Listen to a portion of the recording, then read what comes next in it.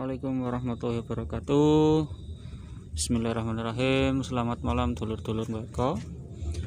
Oke, alhamdulillah kita bisa bertemu lagi. Dan malam ini kita sudah ada di dapur Kejambon, lebih tepatnya makamnya Kebu Kicak ya. Kebu Kicak, konon katanya ini adalah makamnya Kebu Kicak oleh sebagian warga. Nah, untuk lebih lengkapnya nanti kita lanjut videonya.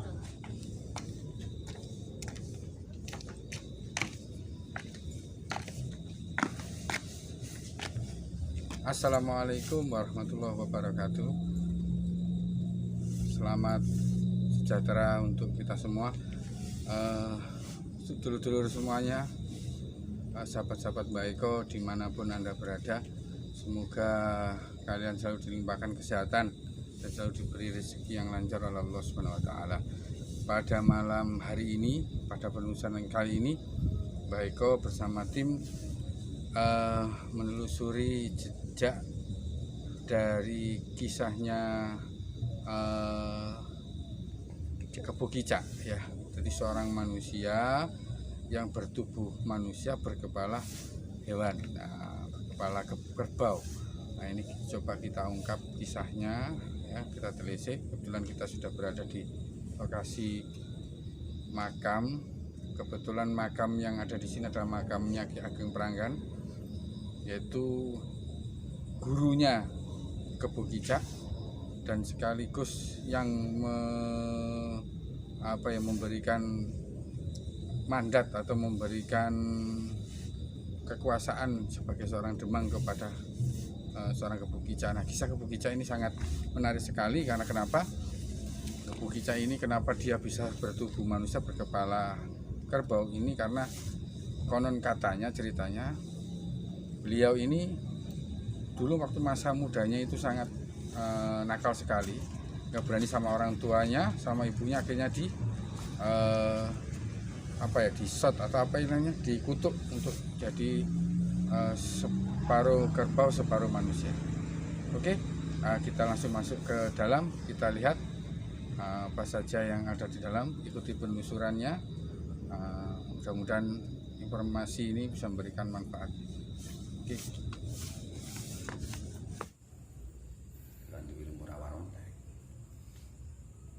Kan gak sama nek gak dipisah tak mati ya. Nah, sirai lho sedang mati, awake dadak dalah ngluku muni kuburan Trowo. Kuburan Kebu Kicak. Jenenge ya Joko Turu Sawang. Dadi rene-rene iku nang kene iki wis rapi karo anake Mbok Rondo Kuning. Dadi Mbak Pranggan kan penasihat Brawijaya. Mbok Rondo Kuning selirik Brawijaya ke-99, dadi sing terakhir. Duwe anak loro, Bondan Kejawen karo Wandan Wani garwane Mbak Kebu Kicak. Akhire kan rene niki sing akhire dadi demam Karang Kejambon, Kebu Kicak karo demam Karang Kejambon. Nah, nduk kene kan wis ana Mbak Pranggan. Dan orang pertama Mbak Pranggan, Ki Ageng Pranggan, penasihati Brawijaya terakhir. Ini sejarahnya gak patek, jadi sejarahnya gak patek jelas di samarno. Tapi nek silsilah,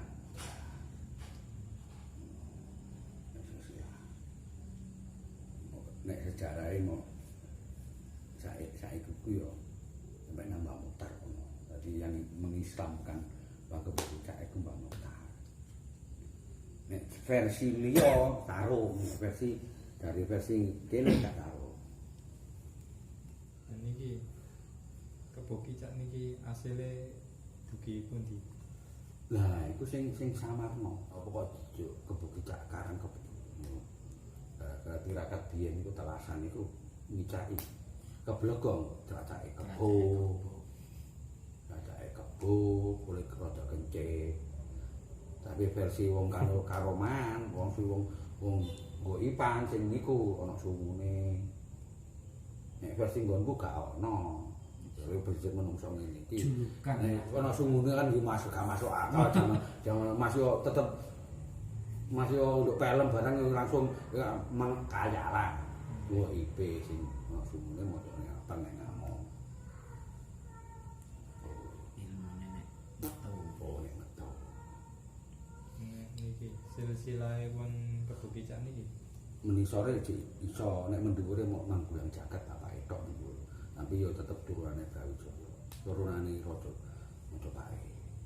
Tapi Pak iki lho Tunggorono. Versi kowe. Yang Manggulang Jagat. Mati Majapahit piye. Jadi dibalik namanya Mbak Kebo Kicak anaknya sing dirapi Mbak Nur Kedep iku Mang Bandarwangi. Terus nang putune Mbak Nurali, Nggih. Mbak Umar, Mbak Abdullah Pakir Kapas iku, Mbah Faruqi Kapas, Mbah Parkan, Mbak Kusum Sule iku karo Bapak aku. Nek perkara nasab yo mbediting. Mbediting munggahe manggahan Mbak Jawa sampai aku oleh pusaka iku urusan kowe. Jadi digawa wong Parimono Keyong iku Raden Wijaya. Raden Wijaya. Jadi sing di pusaka-pusaka Brawijaya iku tetep yo isorku kok wae. Iki wae urusan kowe.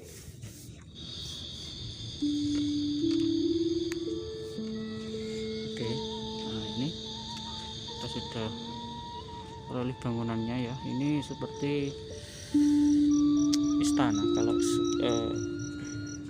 secara kasat mata ini banyak pohon-pohon besar dan ini banyak makam-makamnya di sini. Ya, ada banyak pohon besar.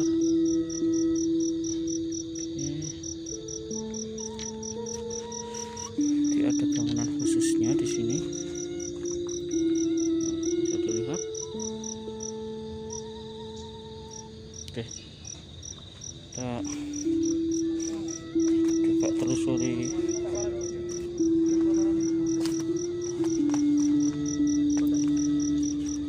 dalam. Kita coba ke dalam. Assalamualaikum.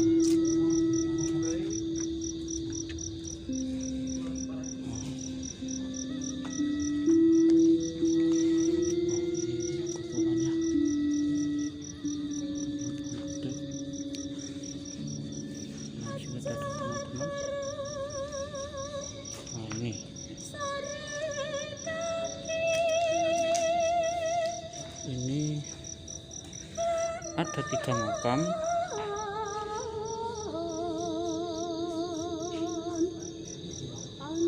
Dan salah satunya ini adalah makam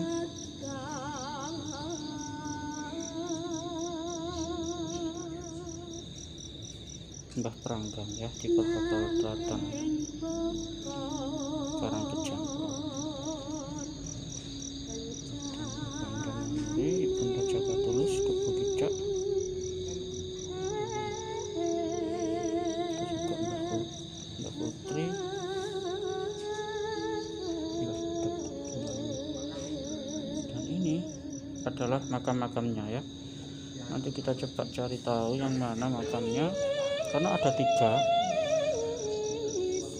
di sini dan 1 di sana. Oke. 1 di sana. Oke guys.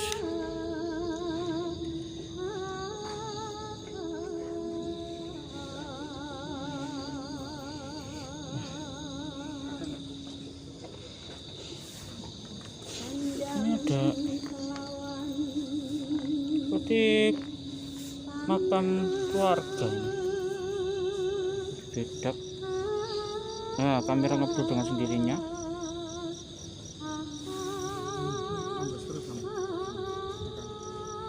Nah, ini seperti makam keluarga di sini.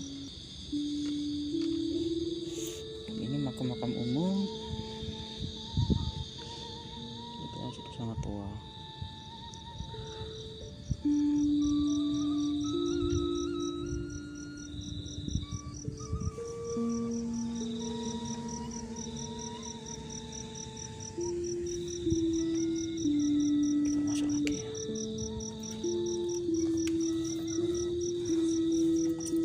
Tempatnya cuma segini guys.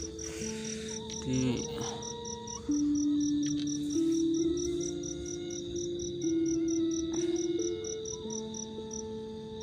segini.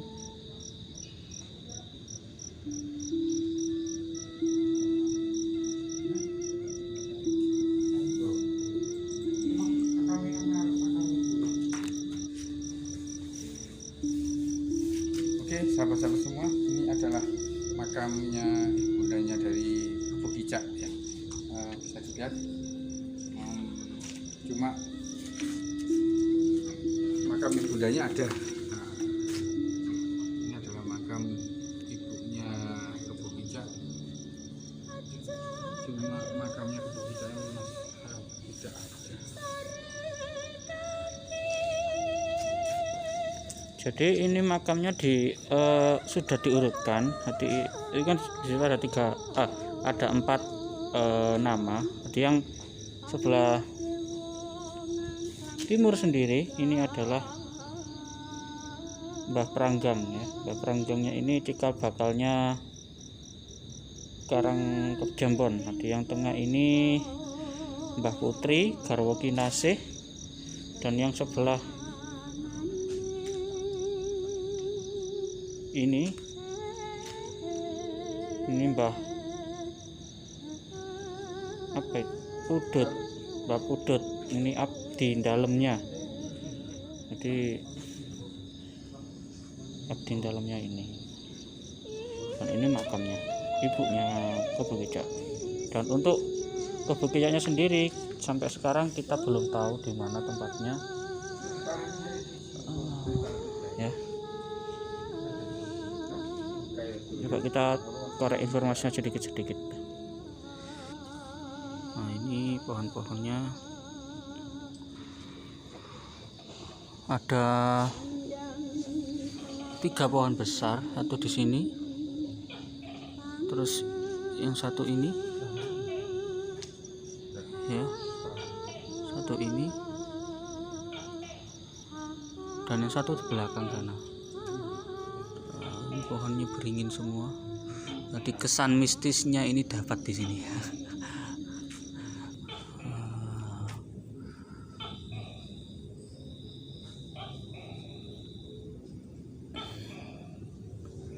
Oke, kita coba tanya Kang Haidar dulu ya, yang dirasakan di sini. Oke, ini ada Kang Pandi ya. Oke, Kang, yang dirasakan apa, Kang?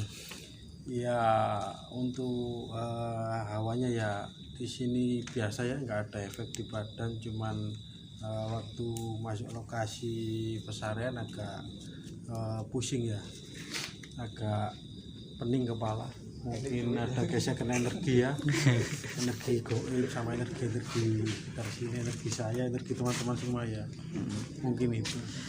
Oke.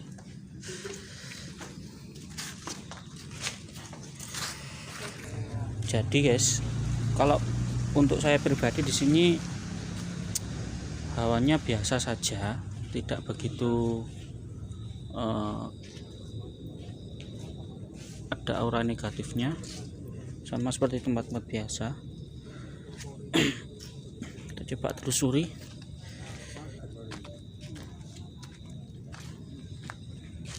Dan kamera di sini juga, ini banyak sekali makam ya. Ini tidak tahu tempat apa ini.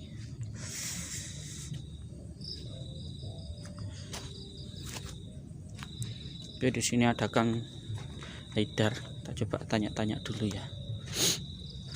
Oke, Kang, lihat gimana, Kang? Ya. Di sini ada sosok apa saja, Kang? Kalau di sini banyak anak kecil, Banyak anak kecil. yang kayaknya sih main kayak Heeh. 1, 2, 3, 4. Kalau di sini Ini sosok yang pohon ini iya, ada sosok gede besar, besar. kayak sosok genderuwo lah. Di mana, Kang, posisi, Kang? Di sini.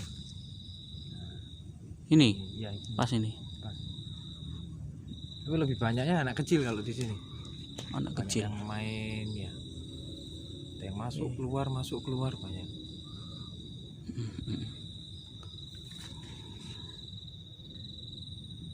Jadi ini ya, kesan mistisnya itu dapat guys, cuma ya ndak sebegitu apa ya, kayak biasanya. biasa saja, ndak seperti yang di Pandeglang itu sangat ekstrim.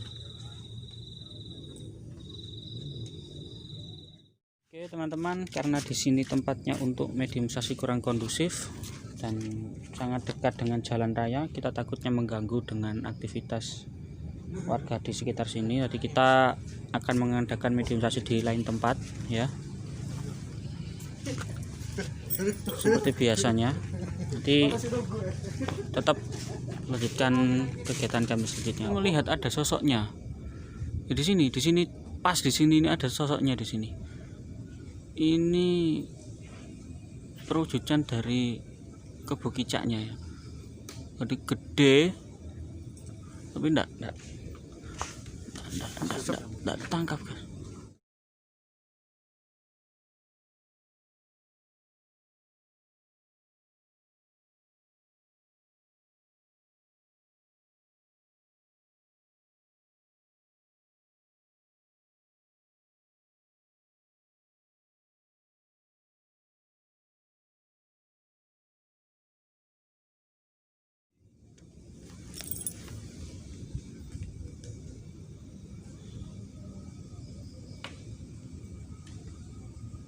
Kurang jelas.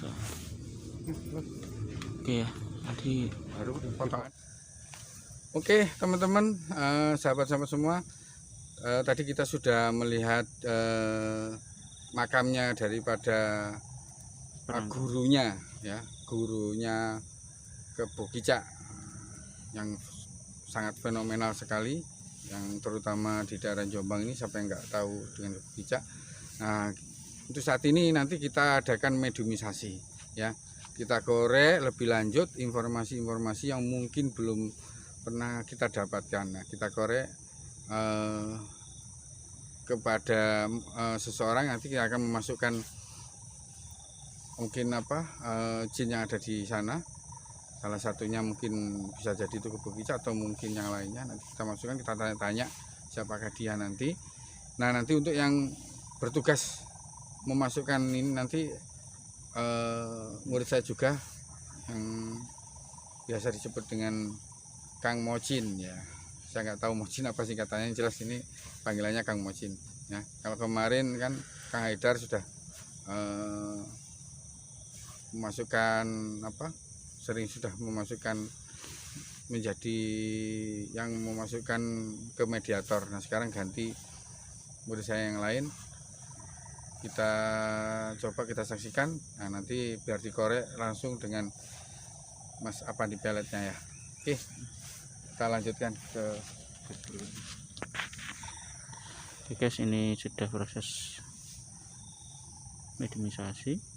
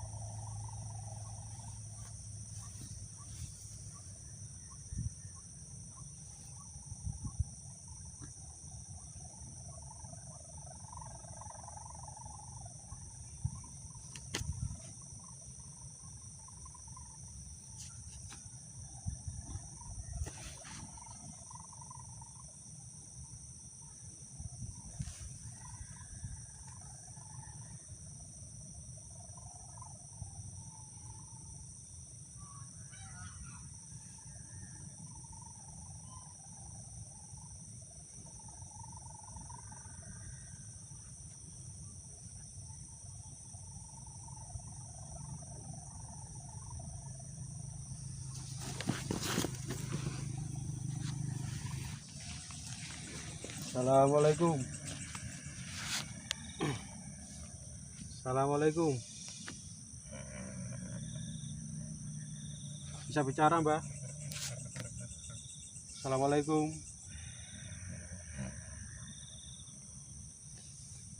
Halo. Muslim apa tidak? Bisa jawab salam saya? Assalamualaikum. Namanya siapa, Mbah?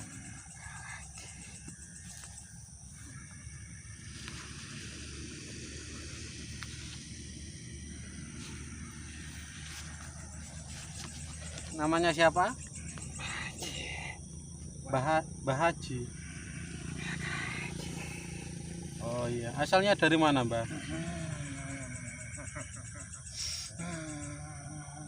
Dapur Kejambon.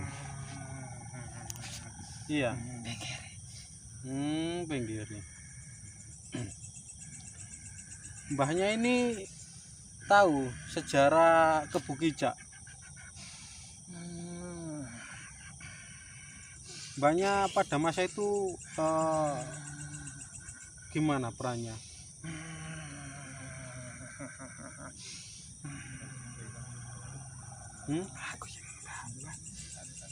Oh, banyak yang babat daerah situ. Iya iya. Sebenarnya Kebukicak sendiri itu nama seseorang apa nama julukan? Perseorangan apa kelompok, Mbah? Kelompok, Mbah ya.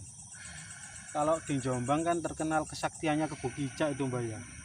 Mbah ini sebagai gurunya Kebukicak. Apa bukan? Bukan. Jadi kayak makam Kebukicak sendiri nggak ada, Mbah ya? Oh ada. Makamnya daerah mana, Mbah?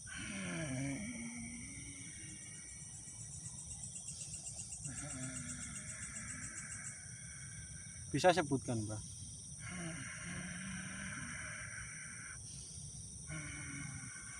Nggak bisa, Mbah?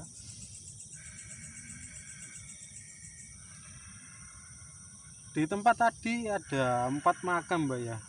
Itu makam siapa saja, Mbah? Yang sebelah timur sendiri, Mbah ya, punya Mbah. Untuk yang 3 lainnya itu siapa aja, Mbah?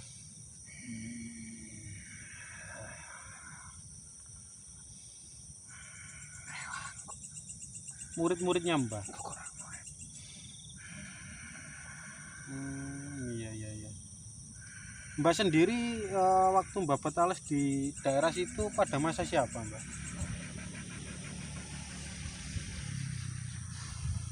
Bisa ceritakan, Mbah?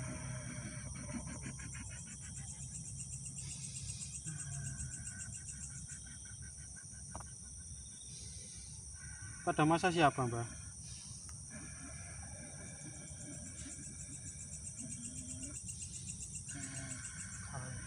Nggak bisa ceritakan, Mbah. Jadi Mbah tahu ya ceritanya Kebukicak itu asal mulanya gimana? Katanya dulu pernah tarung sama Surontanu, itu juga tahu, Mbah, ceritanya. Nah, asal mula Kebukicak sendiri dari mana, Mbah? Daerah mana, Mbah? Iku kelompok. Iya, maksudnya kelompok Kebukicak sendiri itu berasal dari mana? Tebuireng? Bukan. Joker. Oh, Joker situ, Mbah ya. Kalau Surontanu sendiri tahu, Mbah? Katanya kan Surontanu itu kan musuhnya Kebukicak ya. Kelompok Kebukicak itu. Kalau makam Surontanu tahu, Mbah? Enggak tahu. Nah, kalau Surontanu sendiri sekelompok dengan siapa aja, Mbah?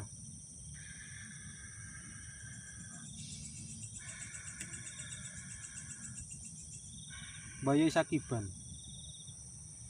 Tahu, Mbah? Bayi Ngelaban. Tahu nggak ceritanya itu, Mbah?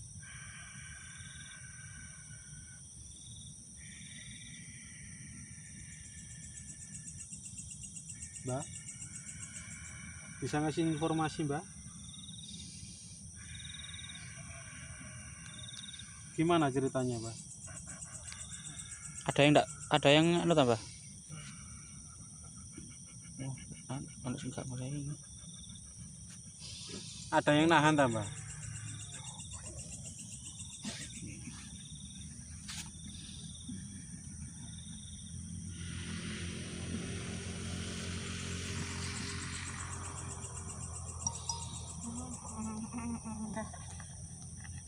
Yes. Bisa duduk, Mbak. Duduknya tadi, Mbak. Pantone.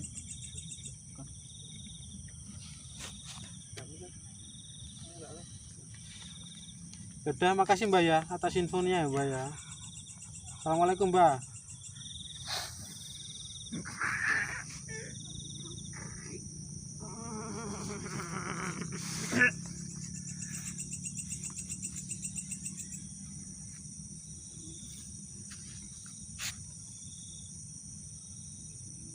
Pas udah tak. Guys, kita rembukan dulu. Jadi memang kalau menurut apa keturunan dari Kebo Kicak sendiri memang kalau untuk dikuak itu sangat sulit kan, mesti disamarkan.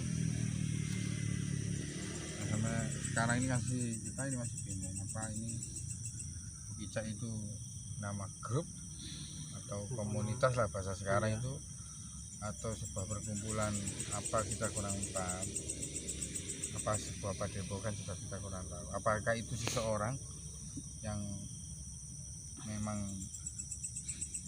kalau manusia separuh kepala kerbau itu kok nggak mungkin itu. Kayaknya mungkin itu karakternya, sifatnya di manusia yang punya kekuatan seperti kerbau mungkin. Ya mungkin mirip dengan Samson. Nah, jadi dia kuat sekali orangnya, makanya diibaratkan seperti manusia yang punya tenaga yang mungkin itu. Kalau penjelasan saya, wallahu alam lah, kita nggak ada yang tahu yang benar itu gimana, kita nggak tahu ya. Wallahu alam, kalau menurut analisa saya seperti itu. Kalau untuk makhluknya tadi yang mirip kayak Kebo Kicak ya, yang di pohon itu tadi, jadi rupanya seperti orangnya itu, seperti ya hidungnya agak besar, hidungnya nggak terlalu mancung, hidungnya besar, rambutnya gimbal, jadi rambutnya itu boleh ngaran ini kayak inilah, kayak apa, orang apa, Regi. nah, orang Regi yang sekarang Regi itu persis seperti itu, hitam gede keker. Kalau tingginya sih tinggi sekali, Pak. Cuma itu termasuk jin koringnya ataukah itu jin yang ada situ yang menampakkan dirinya seperti itu. Wallahu alam, kita juga nggak tahu. Jelas kita sudah kuat hari ini dan memang agak sulit untuk mengenal sesuatu yang memang masih jelas, karena tadi makamnya juga kita lihat juga tidak ada untuk makamnya Kebo Kicak. Kalau orang tuanya tadi ada makamnya, itu pun menurut juru kuncinya ya, kok juru kunci menurut apa, keturunannya yang masih keturunannya Kebo Kicak. Itu sekilas infonya, mungkin setelah kita adakan penyusuran tadi ini dengan sebentar. Menurut pendapatnya gimana? Kalau dari keluarga saya, Pak. Keluarga saya kan ada yang lahir zamannya Surontanu sama Kebo Kicak. Kalau Kebo Kicak itu memang bukan asli nama, cuman kelompok kayak padepokan gitu. Kelompok ada pemimpinnya. Nah, pemimpinnya ini yang biasa dipanggil Kebo Kicak itu. Aslinya itu kelompok. Kalau Surontanu itu muridnya Kiai Semoyono. Oh, Ki Semoyono apa Kiai? Kiai Semoyono. Surontanu itu termasuk bergurunya di Pondok Semoyono. Dan termasuk juga yang pemimpin Kebo Kicak ini dulunya juga santri di sana. Kalau itu menurut dari leluhur. Ceritanya leluhur saya. Leluhur ya. Dan itu udah dibukukan dan insya Allah informasinya terpercaya. Saya masuk TV juga. Menurut pendapatmu yang sudah berbincang-bincang langsung dengan dengan keturunannya langsung Kebo Kicak, yang ambil kesimpulan? Menurut beliau, Kebo Kicak itu adalah sebuah julukan dari seorang yang yang saat berjalan beliau mengenai kotoran dari kerbau itu sendiri. Tapi bukan sanepan ya? Bukan.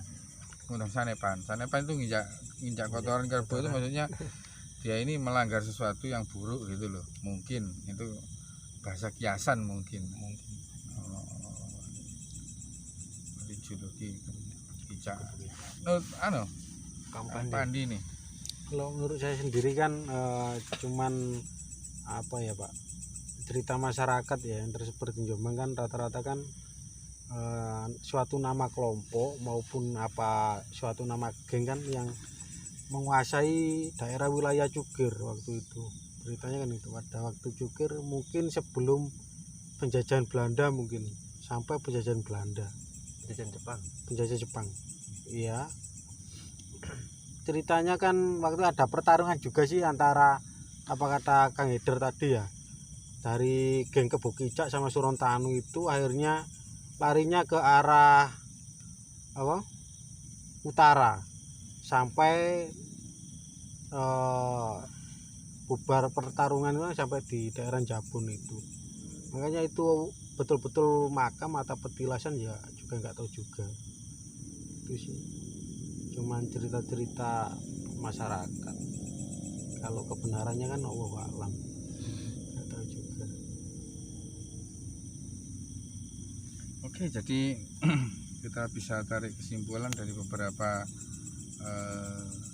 yang kita ketahui bahwa itu entah ini benar dan tidaknya kita kurang tahu juga, wallahu alam. Yang jelas cerita ini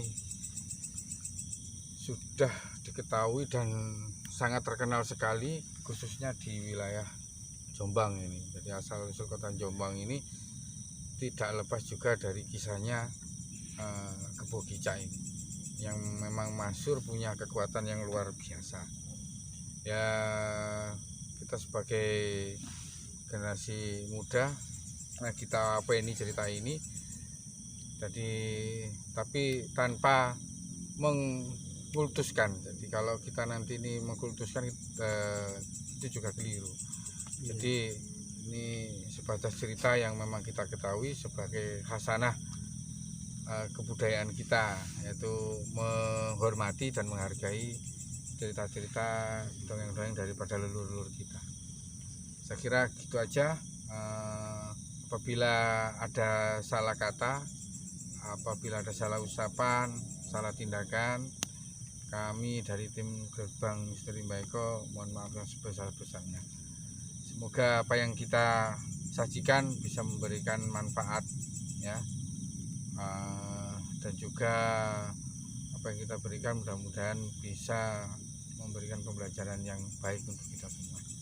Dan sekali lagi jangan lupa guys ya, teman-teman semuanya, untuk like ya, dan jangan sungkan-sungkan untuk komen ya, like, komen, dan subscribe.